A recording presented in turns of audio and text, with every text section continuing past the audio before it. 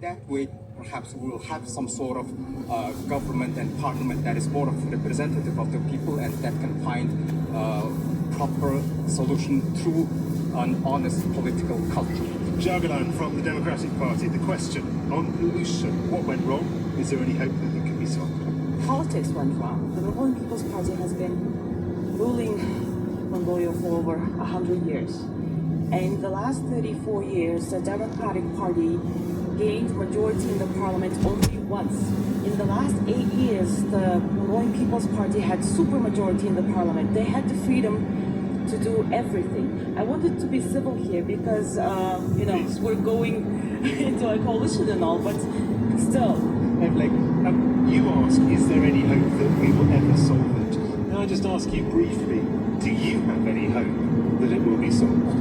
Listening to this debate, my hope is getting even less than I entered this door. Not sure we've done our job then, have we? But thank you very much. I'm going to go to, I'm afraid, what is going to be our last question. It comes from Onoro. Okay, my name is Onoro Anar, and I was asking, how can Mongolia best address the issue of the brain drain, of the loss of young, smart individuals?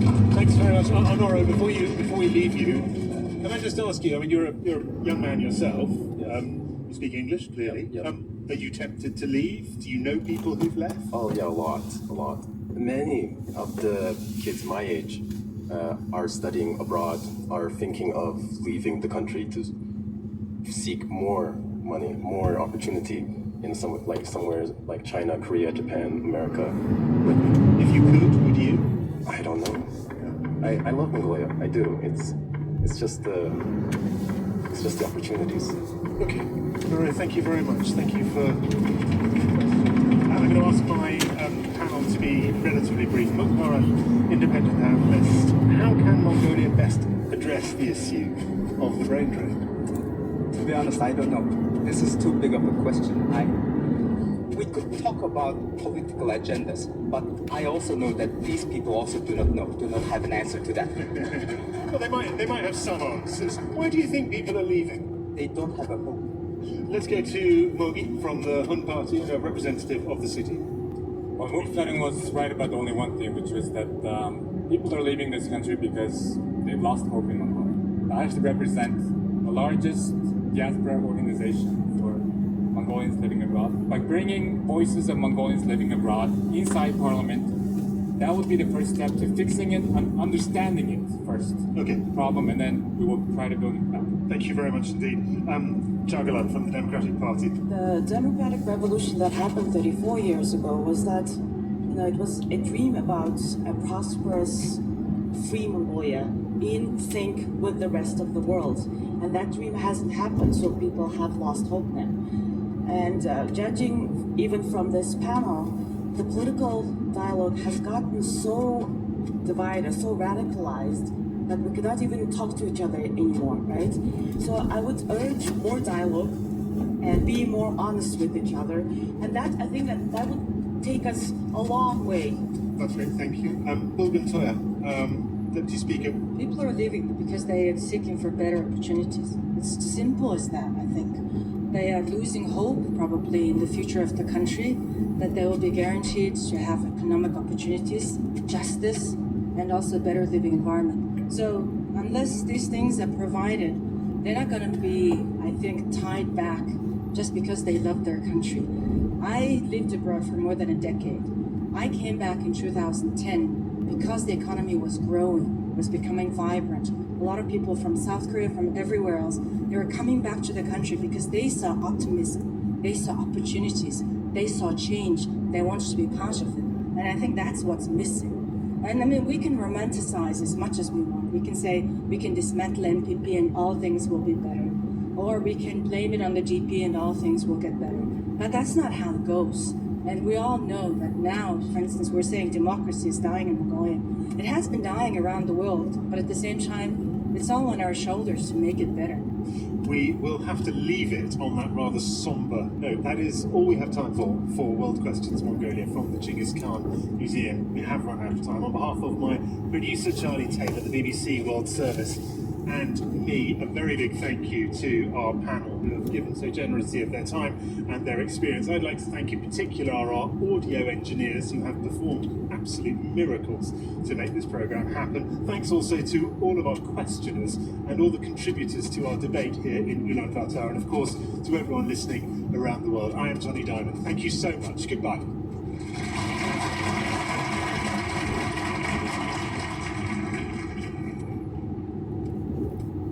This is the BBC World Service, and on the inquiry this week. A week is a long time in politics, they say, never more so than for the US President Joe Biden, who's facing calls to pull out of his bid for a second term at the White House. Can the Democrats replace Biden? The inquiry at bbcworldservice.com/inquiry.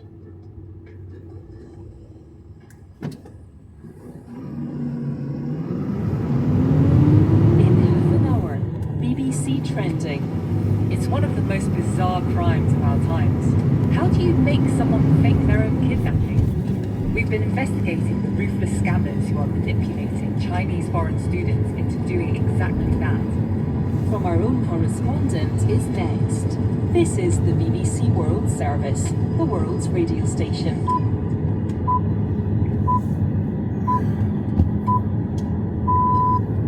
From our own correspondent after the news. Did the airstrike on a children's hospital in Kyiv strengthen international resolve to aid Ukraine?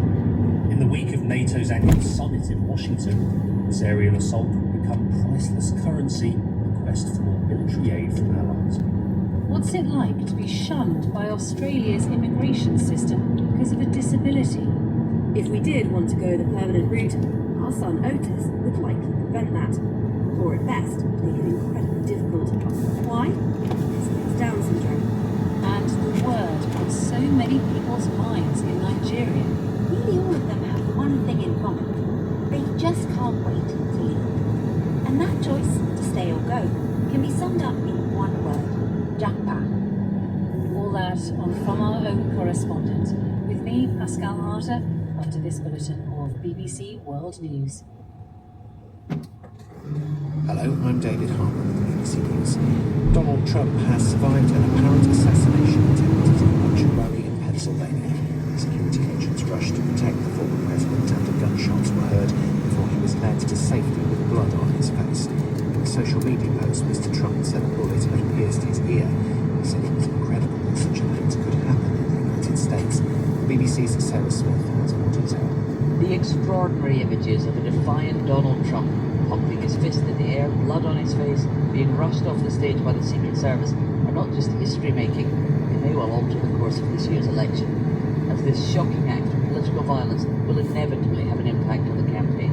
The picture was posted on social media by his son Eric Trump with the caption, "This is the fighter America needs." President Biden appeared on TV shortly after the shooting to say there is no place in America for political violence like this, and referring to former President Trump as Donald. Joe Biden's election campaign is pausing all political statements and wanting to take down all of its television ads as quickly as possible, clearly believing it would be completely inappropriate to be attacking Donald Trump at this time. According to the Secret Service, the attacker was killed at the scene. A member of the crowd also died, and another two were seriously wounded. One eyewitness told the BBC he saw a man with a rifle climbing onto a roof outside the venue in the town of Butler shortly before the shooting started. President Biden said he was grateful to hear that Donald Trump was safe. In a televised address, he condemned the shooting. There's no place in America for this kind of violence. It's sick. It's sick. It's one of the reasons why we have to unite this country. We cannot allow for this to be happening. We cannot be like this. We cannot condone this. The Trump rally was a rally that he should have been able to be conducted peacefully without any problem. With more on the reaction in Washington, here's Tom Baker. An absolute flood of shock, of condemnation, of appeals really for calm, and to state that, you know, there is no place for this kind of violence in the United States. Many politicians from across the political divide saying that there's no place for political violence. We've had 3 former presidents themselves putting out statements about this. Barack Obama saying absolutely no place for political violence in our democracy. He said, although we don't yet know exactly what happened, we should be relieved that former President Trump wasn't seriously hurt. The Republican Senator J.D. Vance, frontrunners to be Mr. Trump's election running mate, the rhetoric stirred up by the Biden campaign for prompting the attack. Mr. Trump's son, Donald Jr., said his father would never stop fighting to save America. Many other world leaders have voiced concern about the shooting. Live from London, this is David Harper, and you're listening to the latest world news on BBC.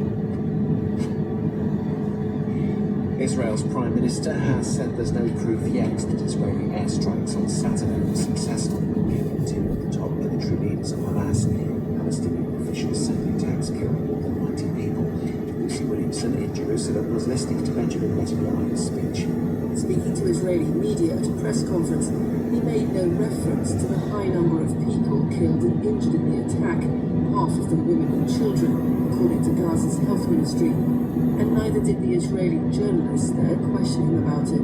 But questions are likely to be raised outside Israel about the apparently high civilian death toll exacted in pursuit of two military targets.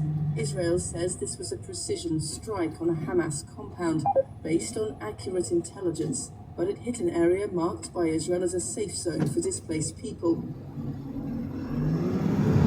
The leading Islamist party in Tunisia, Ennahda, says its Secretary General has been detained by police. It's not going to be clear why Ajmi Harimi was taken into custody. There's been a recent wave of arrests targeting journalists and political opponents of President Kais Saied. Britain's new Prime Minister Keir Starmer says measures to secure economic growth will be at the centre of his government's agenda for the year ahead, which will be announced on Wednesday. More than 30 bills will be set out in what's known as the King's Speech. Include plans to hand more powers to local governments, the creation of a state-owned energy investment company, and measures to tackle people smuggling gangs.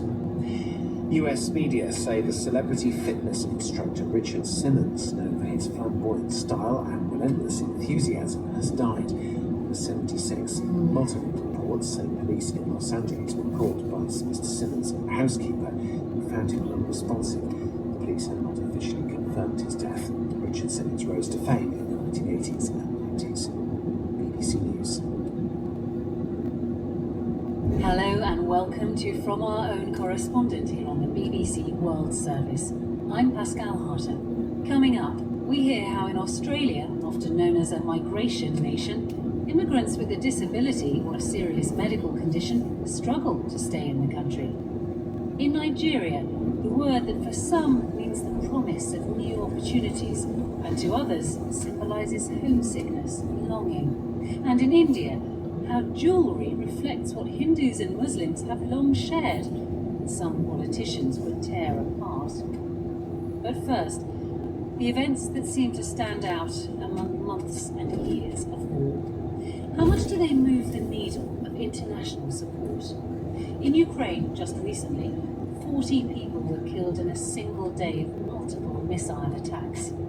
Among them, it will be the strike on Ukraine's main hospital for children, the same day that will surely be remembered as a particularly sordid point in the Russian invasion of Ukraine. Moscow denies responsibility for attacking the hospital, which provides cancer care to children and organ transplants. Kyiv, though, is in little doubt. President Zelensky called Vladimir Putin a bloody criminal after sick children were carried out of the wreckage still attached to troops. World leaders at the next day's NATO meeting in Washington condemned the attack. Their $43 billion aid package to Ukraine will already have been agreed, but perhaps it did strengthen resolve. And inside the country, says James Waterhouse, that aid feels more urgent than ever. As the Ukraine correspondent, I have the gift of departure.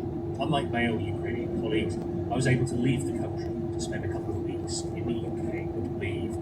On the last weekend of June, I was lucky enough to be at the Glastonbury Music Festival, where I absorbed just some of the overwhelming choice in bands and DJs. The following weekend, I was making the 13-hour car journey from Krakow in Poland back to my base in Kyiv. I browsed our team's WhatsApp group, where share news updates. There was a flurry of posts from the Ukrainian Air Force in attention, 5 Tu-95 bombers have taken off in Russia's Murmansk region. Missiles reportedly launched from the Caspian Sea, estimated time of arrival 11 a.m. and another.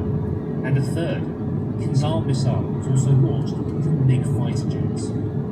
Such developments would trigger Kiev's air raid siren, which usually means spending in the stern of night in an underground car park. Only this time, it was happening in the middle of a clear summer's day.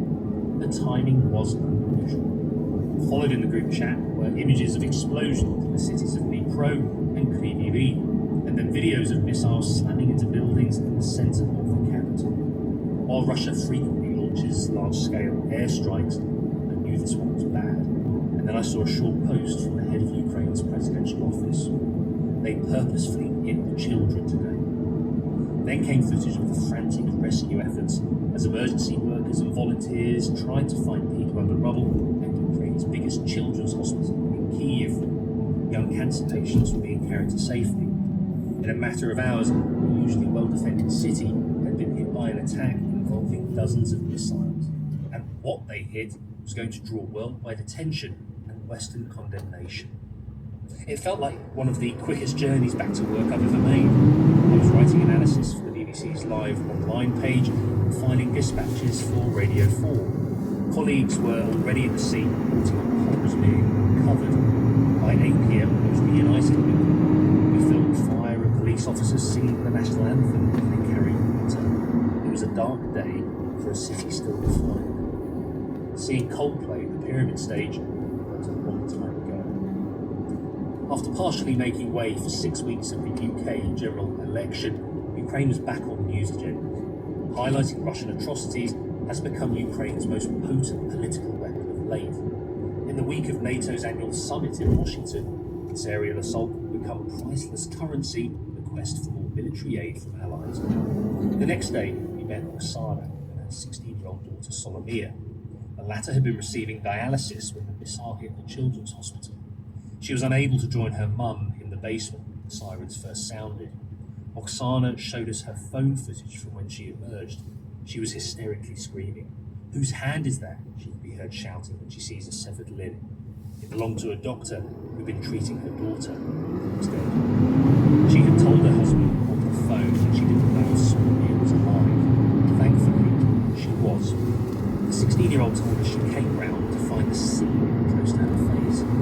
Was reunited with her mother as she was taken to another hospital. She'd only suffered a few scratches.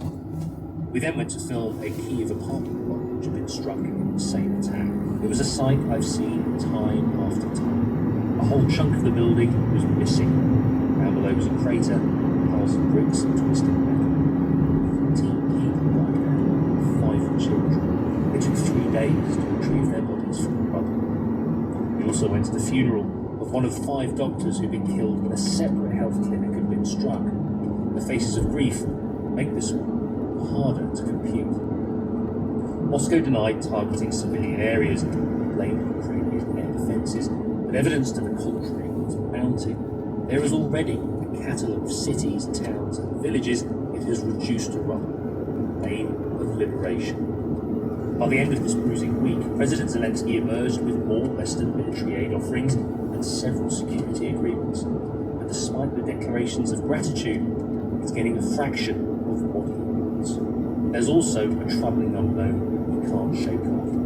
Whether all these Western promises will be enough to carry his embattled country to victory. What he does know is that Russian missiles will continue to haunt his skies. That was James Waterhouse. Australia is a migration nation. Fully a third of its population today was born abroad. And these days, it prides itself on its multiculturalism. But it also has a history of making very strict rules about who is allowed in. There was the former White Australia policy, which limited non-European immigration until the 1970s. More recently, it's taken stringent measures against people arriving by boat without papers. Many of them were detained in facilities on the Pacific island of Nauru. And even today, there is one big exception to the Australian welcome. People with disabilities, or or long-term medical conditions. Foreigners in this category may be denied Australian residence permits or even entry visas. The concern is that they'll end up as burdens on the health system. But recently, says Katie Watson, campaigners have been pressuring government ministers to change this. Moving to a new country is always exciting. New places, new people, new experiences. But when you're shifting across 14 time zones and more than 13,000 kilometres with 4 small children, it's also a major logistical exercise. Our first step towards our new life down under was to get a visa, a complicated process made easier by a migration agent guiding us through it. But within the first few minutes of our initial conversation, any enthusiasm about moving was promptly shut down. The visa you're applying for will not enable you to stay in the country permanently, she told us. We had no intention of staying forever anyway. But then we were told of another sticking point. If we did want to go the permanent route, our son Otis would likely prevent that, or at best make it incredibly difficult. Why? Because he has Down syndrome. For me, it felt pretty grotesque. This is the 21st century. Surely we should be working on ending disability discrimination. As I discovered, Australia is one of few countries that routinely rejects immigrants' visas on the basis of their medical needs. As part of the visa process, I then had to fill in a questionnaire for all my children. And one of the questions was, do you have a physical or intellectual disability that makes it difficult for you to function independently or be able to work full time? I replied that I couldn't say yes to this question. Yes, Otis has Down syndrome, which is an intellectual disability. But no, that does not make it difficult for him to function independently or work full time. The impediment to that, I explained, is the fact that he was 2 years old. I pointed out that none of our children were yet independent or able to hold down a full-time job. But the migration agent suggested that this kind of argument wouldn't help me get a visa. I had to swallow my pride, suck up their ableism, and say yes, my child had a disability impeding independence and doesn't have a job. I felt totally unable to advocate for Otis. The Australian government argues that it has frequent costs, including possible future or long-term costs, to curb government spending and protect its citizens' access to healthcare. But the thing is, I've spoken to lots of immigrant parents who said that their child didn't access any extra services anyway. Still, Australia analyses cases by taking a blanket approach. The authorities look at what healthcare an Australian would be eligible for, and if it's too expensive, the migrant sets the health requirement. Some visas allow you to appeal the decision, even taking it to the minister and pleading on compassionate grounds, but it's a lengthy and costly process.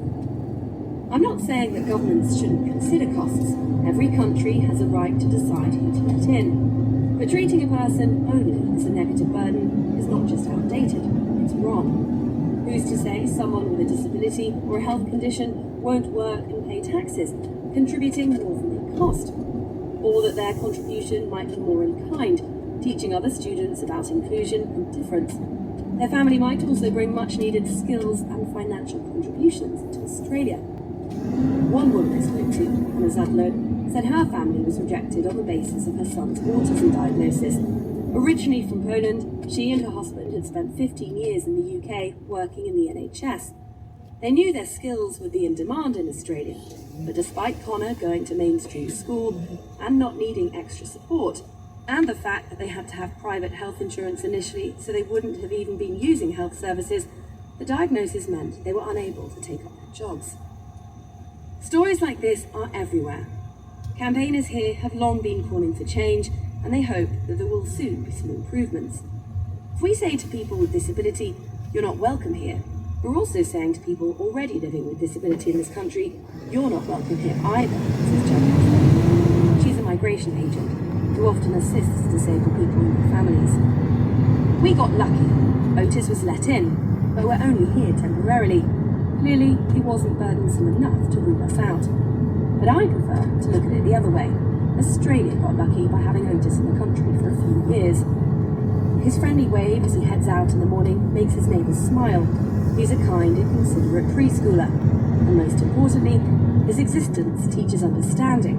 And that, in a country that prides itself on inclusion and diversity, is worth more than some alarming sums on a migration form. That was Katie Watson. You're listening to From Our Own Correspondent here on the BBC World Service. I'm Pascal Harter. Nigeria is the most populous country in Africa with more than 200 million people, and 2/3 of them are under the age of 25. Nigeria is also the continent's economic powerhouse. So why are so many of its young people trying to leave? Last year, Nigerian authorities issued a record number of passports, 1.9 million, to those looking to travel abroad, whether for the short or the long term.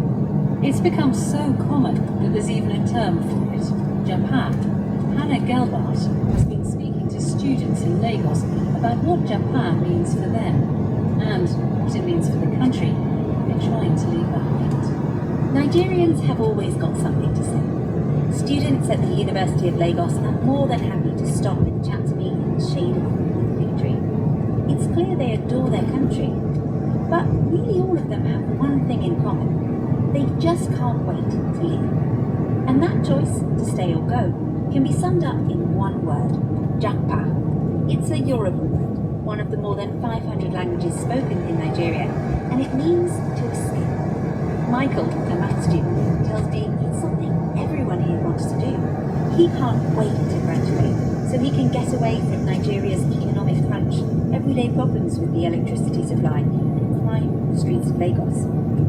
Politicians here talk of Japa syndrome, an illness that symbolises everything that's wrong with Nigeria and has infiltrated the country's psyche.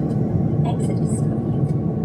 But for young people themselves, Japa means hope and prosperity, tinged with the bittersweet pain of leaving the country. Olotu is studying electrical engineering. He waves his iPhone around enthusiastically as he tells me he's up to greener pastures, a country where he feels his work would be better appreciated and he could achieve more. But making the Japa jump is not easy. The depreciation of Nigeria's currency, the Naira, has made an expensive process even harder. So it's only a reality for the middle-class professionals and university graduates who have the right skills and qualifications. There are, of course, many other Nigerians who try to take illegal routes every year without visas. Thousands of people die each year on their journeys, and those who make it often struggle overseas. For years, Olotu and his parents have been saving up. He hopes to move to Germany or Spain and has signed up for German classes to improve his chances. And he's not the first in his family to tread this path. 2 years ago, his older brother Daniel managed to swap Nigeria's sticky heat for the cooler shores of Aberdeen. Daniel works there as a photographer and a social worker, and although he finds living in the UK a bit expensive, he tells his brother about the benefits of Scotland's infrastructure and that people can rely on the lights, water and transport systems working. Japa isn't something you talk about before you're certain you can go. So sometimes you only find out that someone is leaving when they're already on their way. The paperwork and approval process is so rigorous and expensive that Nigerians don't want to jinx it. But even if it's not discussed openly, you can't get away from it. As we drive around the frenetic streets of Lagos, dotted with market stalls and street hawkers, I notice the many adverts for different ways to get citizenship and work permits for Japan. The most popular destinations, as these adverts suggest, are the UK, US and Canada. The UK government says the number of Nigerians granted work visas has quadrupled since 2019. There's now talk of a Canada rush, with 3 times more Nigerians seeking residency there than 10 years ago. Emigrating from Nigeria isn't new. It's been highly desirable since the 80s, but now Gen Z and millennials are leading the trend. The bulk of those who leave are the country's digital natives, IT and healthcare professionals, and they're vital to Nigeria's future. The Nigerian Medical Association has said at least 50 doctors leave the country every single week. An already overloaded healthcare system is struggling to manage. The government has said it'll train people up to fill the gaps, but some healthcare professionals want to stay to help, like Dr. Fogti Nampa, who still works at the University of Abuja Teaching Hospital. If he wants to improve healthcare here, he says he can only do so by staying in the country. The bubbly 29-year-old moved from Nigeria to London last year and hasn't looked back. There's a smile in her voice as she talks about her country. It's full of passionate, active young people who want to be recognised and have their voices heard, she tells me. It was a tough decision to leave, but she's glad she made it. On social media, many Nigerians post about their Japan experiences. Their videos are poignant. Some talk about missing home, whilst others show off their adventures, ambition and fun, encouraging their peers to take the next flight out. For those who can afford it, Japan promises a future of exciting opportunities, but it comes with an emotional cost. Hannah Gelbart. Next, has something shifted in India? The dust is settling on the surprise election result which took back Prime Minister Narendra Modi's BJP majority and now forces him to govern with coalition partners. His brand of Hindu nationalism has, to some extent, been forced back inside the box. And for Samira Hussain in Delhi, this means that she can get something out of her jewellery box, but not without some careful consideration first. One morning, I was getting dressed to go to work. I put on a crisp, white, oversized collared shirt and paired it with some high-waisted blue jeans. Time to decide on accessories. I slipped on some black and gold bangles that I purchased from the market here in Delhi. I reached into my jewellery box and took out a delicate gold and black beaded chain, also bought in India on a previous trip. Then I took it off. I thought about it and I put it back on. Then I took it off again. Why so much consternation over a necklace I have worn thousands of times since I bought it many years ago in Hyderabad, the birthplace of my parents, grandparents, and countless aunts, uncles, and cousins? I grew up coveting many pieces of jewelry my mother would wear at fancy occasions, unique to Hyderabad. When I was old enough, I too was allowed to wear her Janar Lachin, a gold choker necklace gifted to my mother by my maternal grandmother on her wedding day, or her sunlet, a long layered necklace made of pearls and emerald beads. Then there was her bundle. Nothing fancy, a long necklace made of small black and gold beads interspersed with gold petals and a diamond-shaped gold pendant encrusted with diamonds. Traditionally, Muslim women in Hyderabad would wear the galipos only after they got married, similar to the Mangalsutra, a necklace worn by Hindu women, literally translated from Sanskrit as auspicious thread, not too dissimilar to a wedding ring, a sign of marriage, and in this instance, perhaps a sign of cross-cultural influences between Hindus and Muslims. On a practical day-to-day level, the communities are not so dissimilar. Holidays are celebrated with the same kinds of foods and sweets. Both communities wear intricately designed saris or colorfully embroidered lehengas. Women cover their hair when entering mosques or temples. Then there is this beautiful necklace that comes in a variety of designs and lengths, but all with the signature black and gold beading. The married woman's necklace, a tradition that one probably borrowed from the other, a piece of jewelry that represents the best of India, how a custom can be shared between two cultures. But I hesitated to wear mine. Why? In the last decade, many of the country's 200 million Muslims have said they are increasingly fearful living under Prime Minister Narendra Modi's right-wing Hindu nationalist government. Discriminatory and divisive policies have led to increased violence against minorities. As textbooks and history books are being revised and rewritten in India, would the same fate befall examples of two communities being influenced by one another also be erased? Adding to my hesitation was a campaign speech in April by Mr. Modi. Just 2 days after the first of 7 phases of voting in the country, there was a significant shift in messaging. Perhaps sensing some unease among his core supporters, the Prime Minister reverted to anti-Muslim rhetoric to try and shore up his base. To a crowd in the state of Rajasthan, Mr. Modi claimed falsely about his competitors in the Congress Party. They will calculate how much gold your mothers and sisters have and redistribute the property to Muslims. Not even your Mangalsutra is safe. His speech in Rajasthan became a defining moment in the recent elections. He also politicized a piece of jewelry I have worn thousands of times. That kind of hateful rhetoric continued through the campaign, but it did not deliver the resounding victory Mr. Modi wanted. Yes, he is Prime Minister for a 3rd term, but his ruling political party, the BJP, was unable to get enough seats for a full majority. For the first time in his political career, Prime Minister Narendra Modi is running a coalition government. electoral defeat gave people hope. Politics of division, so prevalent during the last decade, may finally take a back seat to the country's more pressing issues. That India's community is not built out of big, abstract ideas, but out of mundane shared items and common daily rituals. His electoral defeat was a rejection of trying to separate communities that have lived side by side for centuries. On that Tuesday morning, I did wear a gun and have done so several more times since. Samira Hussein. That's all for this edition of the programme. I'm Pascal Harter. The producer was Caroline Bailey. And we'll be back again next weekend here on the BBC World Service. This is the BBC World Service with the Turkish football team that became a beacon of hope. In 2023, Antakya was almost wiped from the map in a devastating earthquake. We were in the 9th floor. It collapsed in 15 seconds. Despite suffering tragedies of their own, their football team vowed to keep going. We need to and we want to do our best to make people of Hatay smile again. Inspiring a city desperately in need of hope, helping those off and on the pitch.